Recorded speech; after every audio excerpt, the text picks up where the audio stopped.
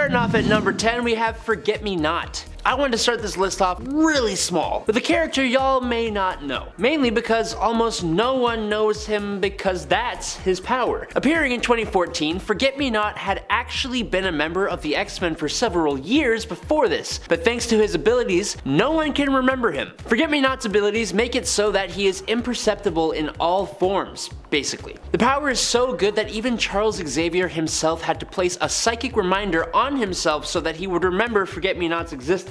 Clearly, that means some of the most powerful telepaths have difficulty discovering him, let alone remembering him. His power is to be forgotten, but the unique ways this power could be used, and the uniqueness of this power in general, will keep him in my mind. Number 9, we got Eye-Boy. Why is a guy named Eye-Boy on a list of strongest members of the X-Men? I see you, like many of the other mutants, are very judgmental. Trevor Hawkins' body is covered in eyes, 57 to be exact, which give him an array of powers that honestly, you kinda may expect. Microscopic, telescopic, X-ray, night, infrared, and thermal vision are all a part of his power list. But he can also detect chemicals, is an excellent marksman, and is skilled in nonverbal communication. He can almost read other people's minds by reading their behaviors and body language. He is an incredible tracker. He can predict attacks and can read people's histories just by looking at them. He can pinpoint weak spots in machines and people, is able to see electronic wavelengths and microwaves, is able to see past illusions and disguises as well as magic waves. He makes an amazing detective, in short. On top of all that, he can even pass what he sees onto others, but he has to be physically close enough for it to work. But to top it all off, the craziest and most unexpected power he possesses recently is solar blasts. We don't know how just yet, but Trevor can emit intense bursts of bright yellow energy and focused beams of extrastellar force that cause sunburns and radiation poisoning. Coming in at number 8, it's Gwenpool.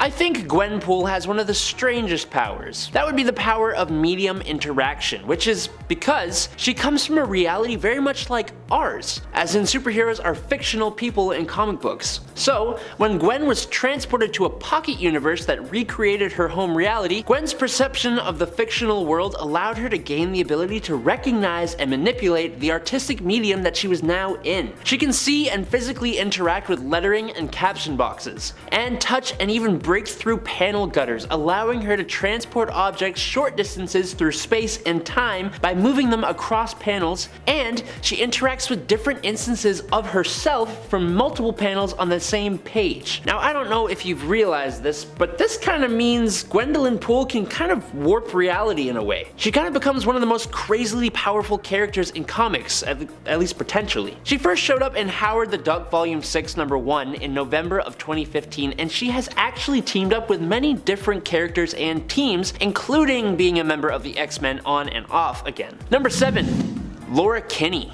I know, she isn't really new as a character, but Laura Kinney, or X-23, has become the all-new Wolverine, and that is relatively new. She officially joined the X-Men as this Wolverine at the Hellfire Gala in 2021. There are a few characters with powers similar to Wolverine, and there are even a few who are clones of Laura herself. But of all these characters, Laura is certainly the best and definitely the most fan-loved. Her powers are very similar to Logan's, with her primary mutant power being an accelerated healing factor. And obviously, she also has retractable bone claws, only she has 2 in her forearms and 1 in her foot.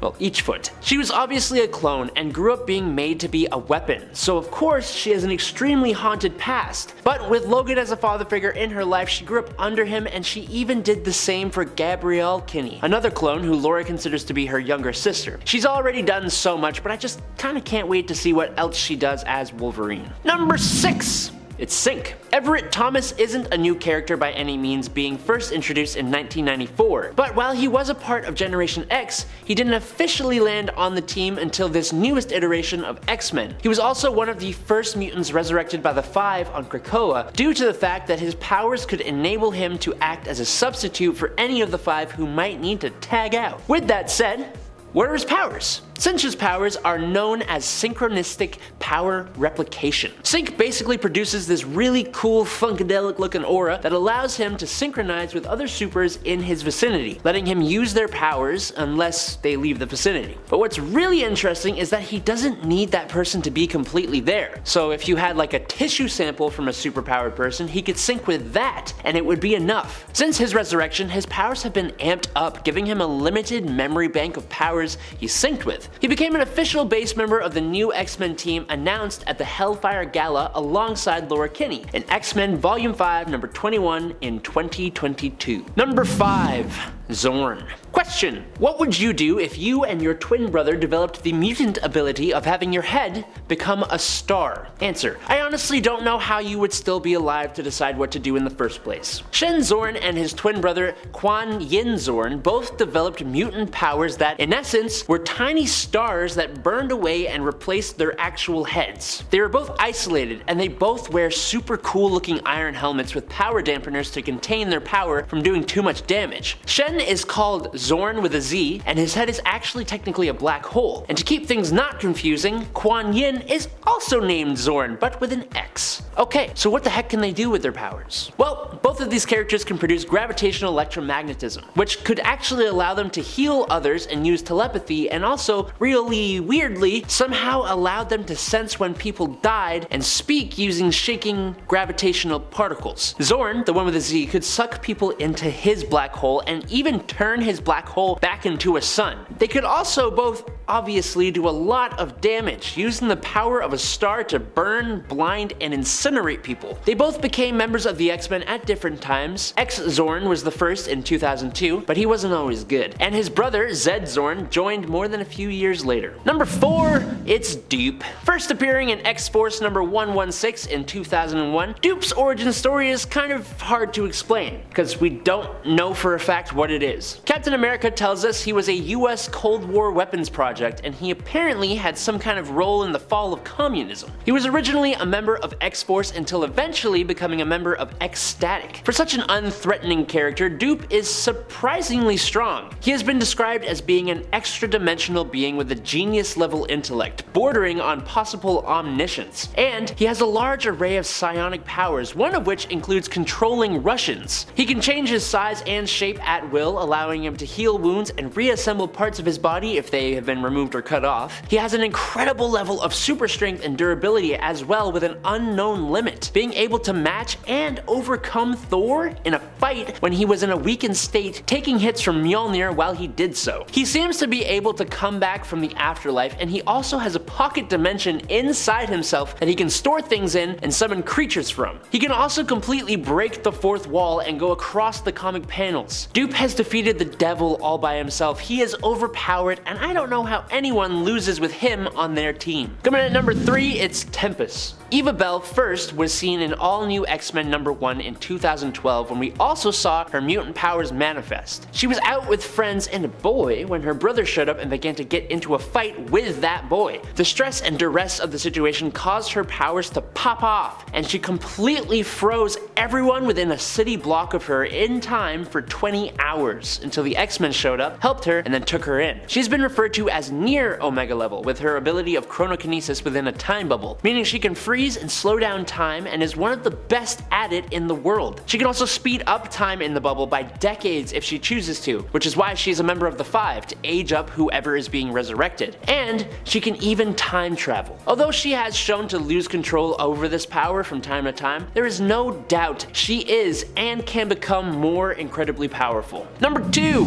Elixir. Joshua Foley, otherwise known as Elixir, is a mutant with Omega level healing abilities. He's incredibly powerful, and while originally was just considered a general threat, he can actually use his powers offensively as well, completely ending lives if he wants to. Using his mutant ability of biokinesis, Elixir is capable of controlling the biological structure of his own and other people's bodies down to the genetic level. Now this started off small, but has grown to allow him to simultaneously heal dozens millions of people, resurrect himself and others, and even the ability to control, manipulate, and absorb the life forces of other living creatures. Offensively, he can use his death touch to harm others, to cause different types of illness, massive swellings, and organ failure. He's even completely destroyed the body of enemies before. He is one of the core members of the Five, as I'm sure no one is surprised about, and he has been a member of the X-Men ever since he was one of the only surviving mutants who retained his powers at the Xavier Institute after M-Day, and he was trained to become one in 2006's New Mutants. Number 1! Hope Summers. Hope Summers was the first mutant born after the events of M-Day, the mutant decimation, or the day that Scarlet Witch cast No More Mutants. She was then taken into the far future and raised by Cable, being carried around in the coolest baby Bjorn you'll ever see. Not too long after, she returned to the present and her mutant powers finally activated. Her power is basically that of Omega level power manipulation. She can manipulate the powers of other mutants nearby to her, even mimicking their powers, but at full capacity and with complete control over those powers. And she can even take on multiple powers at once, but it is pretty tiring for her to do that. A large part of her role in the Krakoan society is as the leader of the Five, who use their abilities to resurrect the mutants of Krakoa. Her role on the Five specifically is both to boost their powers to their full potential and help them work in synergy with each other perfectly. She also helped terraform Mars alongside Vulcan and Proteus, giving them enough power to actually do it. She is such a cool character, and she first appeared back in X-Men Volume 2 number 205 in 2008, but was a child for much of that until she came of age and joined X-Force and the X-Men. Coming in at number 10, it's Pickles. I think his name alone just made me want to include him on this list. Pickles is what is known as a Banff, a race of demons who are basically little Nightcrawler-like imps, who possess similar attributes and powers as Nightcrawler and Azazel. Pickles himself lived inside Beast's van and was a backup in case anyone needed immediate transport somewhere, but he would later travel with Jean Grey and the X-Men in Jean Grey number 1 from 2017. As a Banff, Pickles can teleport by displacing himself into the Brimstone dimension, travel through it, and then return to the original dimension at a certain distance from the point of departure. But unlike Nightcrawler, Pickles doesn't require foreknowledge of his destination in order to safely teleport there. But much like Nightcrawler, Pickles can stick to objects with the surface of his hands and feet, and he's got a sweet little prehensile tail. This little imp also possesses an unknown degree of muscle memory mimicry, which enables him to quickly learn and perform new martial arts with little instruction or training. He's definitely one of those few minor X-Men characters, but he's just so cute. Number 9. Gazing Nightshade. First appearing in X-Men Blue number 6 in June of 2017, the Madripoor mutant calling herself Gazing Nightshade was part of a ruthless mutant vigilante group who were inspired by Wolverine called the Raksha. The group was stopped by Jimmy Hudson and the X-Men and eventually were invited to the X-Mansion. Gazing Nightshade has the really cool mutant ability of despair inducement, meaning whoever Nightshade gazes upon enters into a trance-like state of sorrow, fueled by their deepest regrets. And to make it just 10 times more metal, both the eyes of Gazing Nightshade's victims and her own eyes bleed when she uses her powers. I mean, that's not the coolest thing. She joins Polaris' makeshift roster of X-Men in X-Men Blue number 25 in 2018 before going back to the Raksha. Number 8. Trinary. Shilpa Khatri first showed up in 2018's X-Men Red number 1 as a new mutant joining Jean Grey's team of X-Men. Shilpa was a young mutant from India who developed technopathic mutant abilities, and first used them to top up the bank accounts of every working Indian woman using the money from 25 of the biggest earning CEOs in India. That's pretty cool.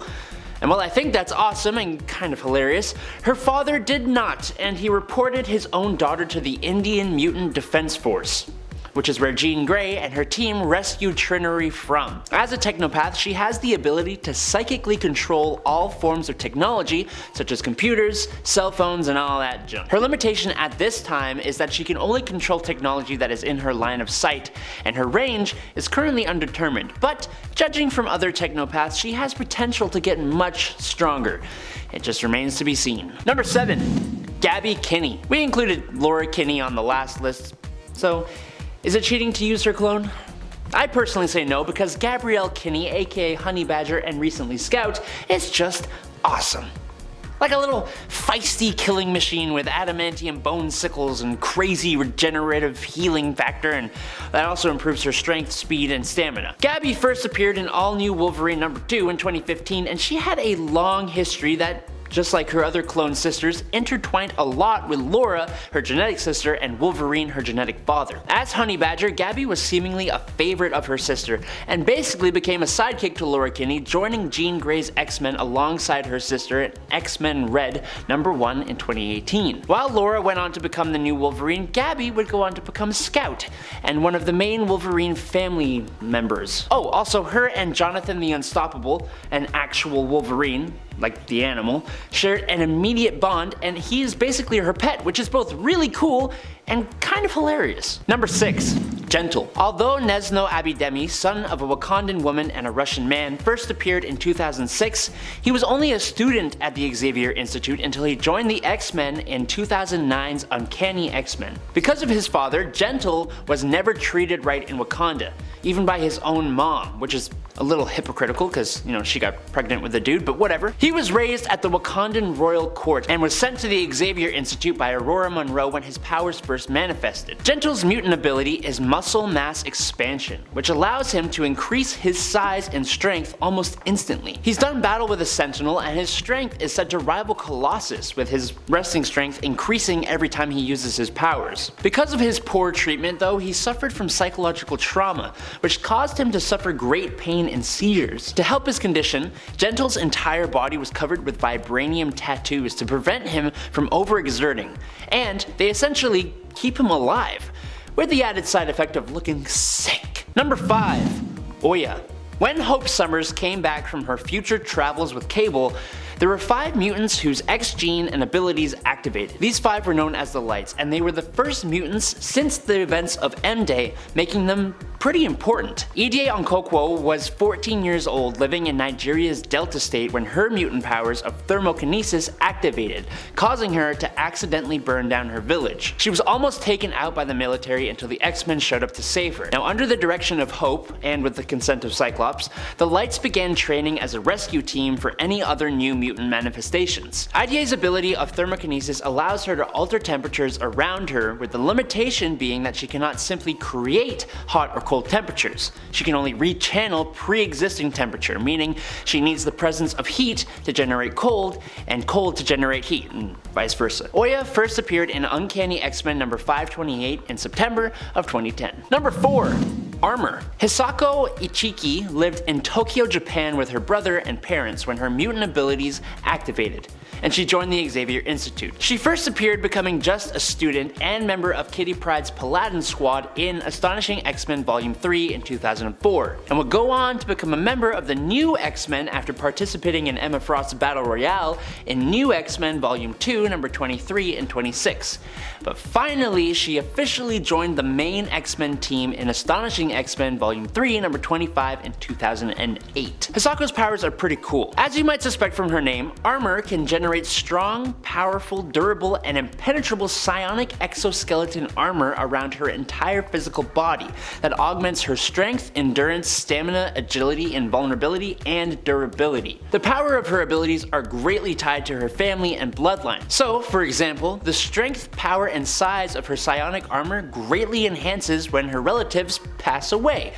Which, I mean, if she was a villain, that could go south pretty quick. But luckily she's not, so we're good. Number 3. Bloodstorm. This is probably a bit of a spicy choice for this list. Bloodstorm is none other than Aurora Monroe, only she is from a different universe. Earth 21710 to be specific. This version of Aurora was a thief living in the streets of Egypt when she attempted to pickpocket a man who turned out to be Dracula. She was turned into a vampire and eventually managed to free herself from Dracula's control and find new purpose among the X-Men. Unfortunately for her though, her thirst for blood overpowered her, which resulted in her ending at least both Beast and Professor X. but it could have been more. She was recruited by the Goblin Queen of Earth 91240 as one of her hexmen, and they invaded Earth 616, where Bloodstorm decided to switch sides and help the time-displaced X-Men Blue team. She was eventually recruited to the team by Cyclops. Now this is obviously Aurora Monroe, and even if she is from another universe, she is still extremely powerful. But on top of that, she has all the powers of vampirism, including being capable of transforming her body into mist and a flock of bats, and using her gaze to hypnotize people into doing her bidding. Number 2. Genesis. Honestly, don't know how y'all are gonna feel about this one. Evan Sabanur was created by Phantom X as a clone of Apocalypse, and as such has a lot of his powers, including superhuman strength, superhuman durability, and self-molecular manipulation, meaning Evan has total control over the molecular structure of his own body, enabling him to alter his form at will. He is able to transform his limbs into various weapons and equipment, such as blades and bludgeons for combat, or rocket boots for flight, as well as being able to alter his body to change in size. Evan also has a healing factor that can regenerate from serious injury like getting gashed by Daken's claws. And he can adapt his body to any disease or environment at will, and sometimes subconsciously. Another small, innocent ability Evan has is the potential for virtually any conceivable superhuman power ever. He once showcased fire or plasma breath when fighting Faithful John's mind drones, and also has a degree of energy projection, able to project dematerializer blasts from his eyes and emit energy blasts from his hands. He first appeared in Uncanny X-Force number 7 in 2011, but wasn't on the X-Men team until 2014, and even then, kind of as a student. As the clone of Apocalypse, Evan will potentially develop any of the powers possessed by him, but it also means people do fear him, which leaves him with a bit of an insecurity. And number 1, Darwin. Even somewhat casual fans of the X-Men know who Darwin is, if only because he was that guy who is supposed to be able to adapt to anything but gets de-lifed in like 2 seconds in the X-Men First Class movie. People were mad. And honestly, yeah, so was I. That makes no sense. Adapt to this, shut up. He literally could have. Armando Munoz, or Darwin, was first introduced in X-Men Deadly Genesis number 2 in December of 2005, and he would join the X-Men shortly after that. Darwin's powers are just the coolest. He's able to adapt to any situation, so basically, using his powers, he's been able to grow functioning gills after being submerged in water, gain night vision after being in the dark for several seconds, be able to survive without oxygen when in space, his skin has become fireproof when it's exposed to flames, and after touching Hela, Darwin became a death deity and gained powers similar to Hela, including immortality, Asgardian physiology, and control over life and death. There was even a time his intelligence increased itself to understand the Shi'ar language by looking at it in written form. Although sometimes his powers do not always take the effect he wants, like, for example, during his fight with the Hulk, his body teleported him away from the battle rather than supplying a power that would actually allow him to defeat the Hulk, which is kind of hilarious, to be honest. Number 10. Louise. Louise is not a major character in terms of being a huge mutant or key villain to mutants in the current series, but she is someone who will likely end up becoming a close friend and ally of Wolverine's. She first appeared in issue number 1 of the newest Wolverine series that started in 2020. I actually remember reading that first issue when I was in New York City right before the world went crazy. Oh my, what a time. Memories. Louise is a member of the Night Guard, and while she dropped off after issue 1, as we keep coming back to Dracula and the vampire nation's going-ons in the Wolverine series, she too has resurfaced. Louise was given a suit by Forge to help slow her transformation into a vampire after she and her Night Guard were attacked and either killed or turned. She once more teamed up with Logan as they went head-to-head with Dracula and his loyal subjects, and likely she'll be back again as this slow burning story continues to be developed. In fact, I think this is going to be like the big story before the end of this current Wolverine series, whenever we get there. Number 9. Cyclops-Lass. So Cyclops-Lass might not be one of the most important characters on this list, but I still think she is a character you should get to know because, well, she's just a cool character. I really like Cyclops-Lass. Cyclops-Lass is Beatrice Buddy Bartholomew and is the leader of the Children of the Atom. By the way, it took me a minute to realize when I first heard of this fan-composed mutant-inspired teen hero team's name that their group name was another phrase used for mutants and even the X-Men back in the day. It's pretty cool when you realize that. Neat stuff. Cyclops-Lass appears to have powers similar to the X-Men member and often leader, Cyclops, but in reality we learned that it was actually alien tech which gave her team their powers, allowing them to appear like mutants and like some of their favorite X-Men members. Still, Buddy is a cool character, and while Children of the Atom has ended, I do hope we get to see more of its team members. Buddy made her first cameo appearance in Marvel's Voices issue number 1 and her full appearance in Children of the Atom issue number 1. Number 8. Cosmar. Cosmar is one of the new mutants, if that makes sense. She first appeared in issue number 9 of the newest series from 2020. Currently there are two different groups of new mutants in that series, the one based on the mutant island nation of Krakoa, who are truly feeling those outcast vibes right now, and currently are like the Shadow King's lost mutant kids, and the other traditional new mutant team who is more focused on space adventures and other international exploits. When Cosmar's powers first manifested, it resulted in the death of her parents. Her powers cause her to suck people into her nightmares, as she creates a reality warping sphere surrounding her. All those who touch or interact with it run the risk of being sucked in. And I believe Forge actually made her a suit as well, as Forge is just making everybody little things to help them with their powers, to help her sort of control those powers so that they wouldn't be so disastrous. Number 7. Gimmick. Gimmick is a new mutant who first appeared and had her powers manifest in Children of the Atom. She was the one member of the team who actually ended up making it to Krakoa due to the fact that she was a real mutant, in addition to also being a major fangirl of the X-Men. But aside from her being a mutant, Carmen Cruz is also good friends with the fellow Children of the Atom, with Cyclops-Lass, aka Buddy, probably being her best friend on the team and also her secret crush who she's in love with. Another thing that I love about Carmen is that she also is the person that makes all the costumes on the team, and she's super into cosplay, which I just think is like super cool and super cute. We don't have a lot of characters in the comics that are cosplayers, so I really liked that element. Gimmick's powers appeared initially to be similar to Gambit's, but this was all done using alien technology. In reality, when Carmen's mutant powers manifested, it was revealed that they were shapeshifting in nature and also granted her a healing factor. Carmen made her first cameo appearance in 2020 in Marvel's Voices issue 1, but would appear fully in the first issue of Children of the Atom the following year in 2021. Also, when she did have her Gambit powers, it was pretty cool because she was like throwing basically little like clothing pins, if that makes sense, at people, which I love. Number 6. Maxime and Manon. Maxime and Manon are relatively new characters and mutants who appeared within the last year, but we also now potentially have a different version of them in the current X books. They're likely from a different continuity due to what we learned during the Dawn of X period of the current line.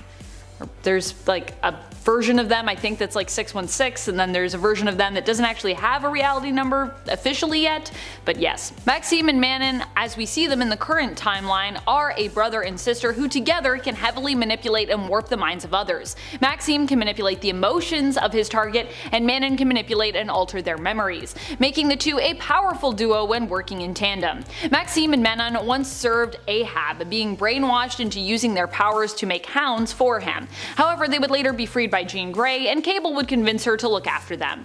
Maxime and Manon are currently relevant because in the New Mutant series, they use their powers to make two humans attack one another and fight to the death, which is against Krakoan law. Ooh. However, nothing seems to have come from them taking this extreme action just yet, but I wouldn't be surprised if it comes around at some point. Number 5. Bay the Blood Moon. Bay the Blood Moon is an awesome new character who made her first appearance in the Ten of Swords event back in the second main book from the event, Ten of Swords Stasis. She was one of the Arakko mutants who was called to compete in the Otherworld tournament, fighting to represent her nation. However, her fight actually ended up being a marriage. Basically, the Otherworld tournament was gloriously weird because it was being led by Saturnine, so we had traditional sword fights combined with lots of different kinds of battles, including puzzle solving duels, food eating competitions, dance-offs, and even an arranged marriage. However, it also all worked out as Cypher and Bay were seemingly both enamored with the other, as they were both masters of language and communication, but who struggled to understand one another, which fascinated them both, especially Cypher. They were both married and were each awarded a point, as it was considered a shared victory for both sides. Also, the art in the issue of Excalibur where they get married is just so good. It's so great. I love it. Number 4. Chen Zhao. Chen is not a mutant, nor is she an ally to mutant kind. She is just the opposite, their enemy. After coming up against the Marauders, trying to inspire mutant hate in her people as a public figurehead, billionaire, and anti-mutant activist, she ended up allying herself with Hominis Verendi. Still hell-bent on destroying mutant kind's reputation as heroes, and now especially focused on doing harm to the band of mutant heroes that we know as the Marauders. Chen Zhao made her first appearance back in 2019 in Marauders issue 1, which once again, if you haven't read any of this comic, why not go back and start with that first issue in Chen's first appearance? Currently, Chen is Hominis Verendi's White Bishop, and she's definitely a villain that I think is going to be more prominent and keep getting like more badass, which I love. Number 3. Dolores Ramirez. Dolores Ramirez is another non-mutant, but someone who is a very important character within and around the X-Men universe currently. She is the head of the X-Desk, and no, I don't mean that she worked with Jonathan Hickman to bring our current line of X-Books to life. Within Earth 616, she is the one who presides over the United States government X-Desk, which monitors, keeps tabs on, and ultimately kind of spies on the mutant nation of Krakoa and its major players and political stratagems. The X-Desk is a department within the CIA. Dolores once offered to help fellow CIA agent Jeff Bannister, ally of Wolverine, who had been working with him, but he turned her down. Dolores was also one of the lucky few to get an invite to the Hellfire Gala and met with Storm in secret during her first appearance in Marauders issue 11, where she was rewarded for leaking some important information about poisoned medicine to the mutants. So while she's watching them, she also kind of seems pretty friendly. Number 2. Arakko. Arakko is both an island and a mutant, just like Krakoa. In fact, there was a time when both Krakoa and Arakko were joined together, but years ago they were separated. Arakko made their first appearance in Powers of X issue number 4, and later on we learn of all that went on there with the island, including the mutants who inhabited it and their connection to a vastly important mutant, Apocalypse. Following the Ten of Swords event, Arakko attempted to reunite with Krakoa, but both islands decided they were no longer really interested in one another, and the time had basically changed them. They reluctantly rejoined until a more suitable option was found for Arakko and the mutants of Krakoa. In planet-size X-Men, some of the mutants banded together under the direction of Magneto to terraform Mars and move Arakko and its inhabitants, the mutants of Arakko, to the now alive planet. So that's what happens when you terraform a planet, you bring it to life again. I actually didn't know that Mars was considered a dead planet until I read Planet-Size X-Men, and I was like, wow, I feel like I'm also learning some science facts, which is great. Number 1. Genesis. One of the most badass of all the new characters we've gotten recently in the world of X-Men. Genesis is the long-lost wife of Apocalypse, who also was one of the main leaders of Arakko. She ended up fighting against Annihilation and becoming its new host in order to save her people, uniting both the Amenthi and the mutants of Arakko. Donning the mask, she became a leader of the Amenthi demon army, but also lost a part of herself in the process, as the Annihilation mask possessed and corrupted her. However, during the Ten of Swords tournament, she fought against her husband, Apocalypse, who managed to free her from the golden helm of Annihilation, taking it for himself. But Apocalypse's will proved strong enough to resist its influence, and the mask was then transformed by Saturnine into a much less influential and corrupting staff, which was then gifted to Genesis. Genesis made her first full appearance in the 2019 X-Men series in issue number 12, but we wouldn't learn that she was Annihilation until much later. Number 10. Arakko Prime. While Arakko is a place, it's also a mutant itself. Arakko is the island nation that split off from Okara, creating two separate entities, Krakoa and itself Arakko. Arakko is where the mutants of that side of the land resided, but it also itself is a sentient piece of land and a mutant, much like Krakoa. Initially, Krakoa and Arakko were attempted to be reunited following the events of Ten of Swords and the Otherworld tournament, after Amenth was defeated and Arakko and Krakoa were free to join together again. However, Arakko and Krakoa realized that the years had greatly changed them both. They no longer even spoke the same language, and so Arakko and Krakoa decided to remain separate entities, and in the end, Arakko and many of the mutants of its land ended up being sent up to Mars to give them a fresh start and keep their their more warfaring, violent ways a safe distance away from the Earth. Number 9. Korra of the Burning Heart. Korra of the Burning Heart ended up joining up with Cable and his resurrected team of exterminators. Korra was the only Arakki mutant to appear on the team. She appeared alongside Cable and the other exterminators in Cable Reloaded Annihilation, which is a part of Al Ewing's The Last Annihilation story, spanning across various titles, which sees the cosmic heroes of Marvel unite to take on Dormammu. Korra herself is basically a furnace of power and can use her energy to give others a power boost. Although because she is from Arakko, she typically prefers to keep her energy for herself to use to bolster her own strength and her own abilities. Cable had to encourage her to share. Korra ends up being recruited into Sword at the end of her adventure with Cable and the Exterminators, but I think it's safe to assume she likely goes back and forth between Sword's home base of the Peak and planet Arakko, aka Mars. Number 8. Idol the Future Seer. You might know Destiny, you may even know her supposed descendant Blindfold when it comes to mutant seers, but if you haven't been keeping up with the going-ons of current comics and everything happening in Krakoa, you probably won't know Idol. Idol is from Arakko and is a powerful seer. So powerful in fact that she is even considered an Omega level mutant. She lost her tongue to Tarn the Uncaring, a pretty evil Arakki mutant, but did maintain her gift of prophecy. The last prophecy she spoke of was the eventual reunion but permanent separation of Krakoa and Arakko, which of course did come to pass. Idol is actually Idol the Third and is the daughter of Idol the High Mutant Prophet, who was also an Omega level seer and who predicted the fall of Arakko, which also ended up being correct. I don't know if these prophets have ever gotten anything wrong, these mutant prophets, but I'm pretty sure they haven't. So basically, just if they say something, just know it'll probably happen. Number 7. Lotus Logos. Lotus Logos is another who sits on the Great Ring of Arakko. Like the Quiet Council of Krakoa, the Great Ring also has areas to its ruling body of government. There is the Table of Dawn, which has those members who specifically know about war and can advise in such times. Day, which is all about peace times and knowing how to advise in such times. Night, which is an unknown secretive body that serves unknown purposes, but probably like some really epic Black Ops stuff since this is Arakko, who isn't really afraid to go Black Ops as needed. And then there is Dusk, which is where Lotus Logos sits. Dusk is all about ruling over more neutral conceptual and cultural matters. Lotus Logos holds the seat of dreams at his table and is known for being an Omega level mutant and artist, whose powers pertain to metal creation. Number 6. Iska the Unbeaten. Iska has to be one of my favorites of the new Arakki mutants that have been introduced to us. She is actually the sister-in-law of Apocalypse as she is related to his wife, Genesis. Iska is a powerful mutant whose abilities allow her to, and in some cases force her to, always be on the winning side of a battle. For this reason, she ended up abandoning the mutants of Arakko and joining the forces of Amenth during the war between those two groups. However, in the end, the conflict between them was resolved, with the Amenth being defeated after Apocalypse helped to free them from the influence of the Golden Helm, which also had influenced his wife Genesis into becoming the leader of the Amenthi demons. When the mutants of Arakko made the move to Mars, Iska was among them. She also serves on the Great Ring of Arakko, which is like Krakoa's Earth-based Quiet Council. Number 5. Magneto.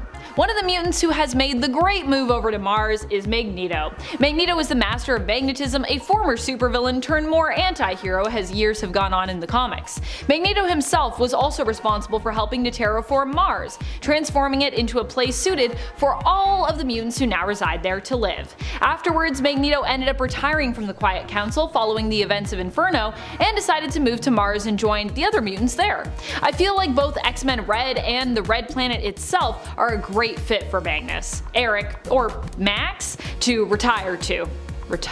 Take your pick when it comes to Magneto's names, by the way, although he seems to be settling with Max for the time being, as seen in X-Men Red issue number 1 anyways. That's how he introduces himself. He's like, nah, don't call me Magneto, just call me Max. And I feel like this will possibly be a very active retirement for Max in the end. Number 4. Latuka the Knower. Latuka the Knower is one of the Arakko mutants who sits on the Great Ring of Arakko. Latuka, like so many mutants of Arakko, has a really cool and specific mutant power. They have the ability to know the location of everything that has a location to know of. It's also possible that this knowledge extends beyond the universe and is actually multiversal as well. Without Latuka's help, Arakko would not have been able to move to Mars, as their precise knowledge of location was necessary to help teleporters move the entire sentient mutant island, which is also, of course, a body of land. A lot of things to move there, so gotta be really precise, don't want to mess it up. Number 3. Vulcan. Yep, Magneto was not the only one making moves. Vulcan also seems to be considering moving to the red planet that we've now come to know as Planet Arakko. He shows up in X-Men Red issue number 1 on the planet, where he walks into the Red Lagoon bar to pick a fight with Shi'ar's diplomat there. Vulcan is pissed that his throne was taken by Gladiator because Vulcan seemingly died, when in reality, he didn't die. He feels the further passing on of his crown from Gladiator to Xandra Xavier is therefore invalid, as he, the previous ruler, was still alive. Vulcan believes he belongs on planet Arakko as rightful ruler of the Shi'ar and Krakoan royalty as a Summers. His words, not mine. He's like, I'm royalty, I'm a Summers. I don't know if that makes you mutant royalty, bud. Is that what we're going with now? He gets into a pretty fantastic fight with Roberto da Costa, aka Sunspot, who owns the Red Lagoon, and John Proudstar, aka Thunderbird, who has recently also returned to life. Yay! I mean, Vulcan, I guess, was never dead, but you know, we all thought he was dead. He looked like he was gonna be pretty dead, I gotta say. When he just came back and he was like, yeah, I never died, it was like, wow, I mean, alright. Sure, you're Vulcan, so I believe it. Number 2. Tarn the Uncaring. Tarn the Uncaring is a pretty important Arakki mutant. Like so many others on the island, Tarn, who is also a member of the Great Ring of Arakko, moved with the rest to Mars after it was terraformed. Tarn is known for being a major antagonist, especially in the recent Sword series where he played adversary to Storm. But Tarn also shows up in Hellions, where he ends up as an enemy of the Hellions, or rather, they end up an enemy of his after being tricked by their leader, Mr. Sinister, into stealing genetic samples from Tarn and his Locust Vial, which he didn't like very much or appreciate. Tarn is an Omega level mutant who also possesses magical abilities. One of his prime powers is the ability to alter mutants' genetics at whim, which is pretty crazy, I gotta say. Those are some powers you do not want to mess with, someone that can just mess with your genes all willy-nilly. Number 1. Regent Aurora the Storm. If you haven't been around for a while, you might not know just how much hype Storm is getting in the comics, and hype rightfully deserved. One of the major shifts we've seen for her character is in becoming the Regent of Mars, aka Planet Arakko. This isn't just a title that was given to Storm either, she actually had to fight for it, and fight she did. She fought against Nameless, a member of the Great Ring of Arakko, and known as the Shapeshifter Queen, in a trial by combat. The two fought against one another in the Arakko arena known as the Circle Perilous. Nameless took the form of Storm in her prime to fight against the real Aurora, but this failed when Storm froze her. Rather than simply surrender her title, Nameless chose to die in battle instead, while Storm proved that of all versions of herself, she was the superior. Storm became the ruling regent of Planet Arakko and took her rightful place on the Great Ring of Arakko, being the first and thus far I believe the only mutant to have ruled on both Krakoa's Quiet Council and Arakko's Great Ring. And at one point it seemed as though she might have been doing both at the same time, at least based on the order of my reading. I'm not sure if that was continuity thing or if that is actually what happened. Transitional times. Though of course I will admit my continuity could be slightly off there, so she may have just left the Quiet Council and then gone to the Great Ring. Storm can do it all. She's like, I could do this, don't worry. I'll rule both these things, help you guys, no probs.